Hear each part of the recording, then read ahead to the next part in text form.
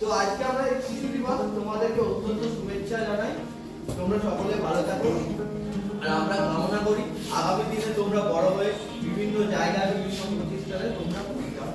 তো আজকে আমাদের যেমন শিশু দিবস আমাদের খুবই গুরুত্বপূর্ণ, সেরকম একটা জিনিস আমাদের খুবই গুরুত্বপূর্ণ যেটা সম্বন্ধে আমি তোমাদেরকে বলবো, পানীয় জল।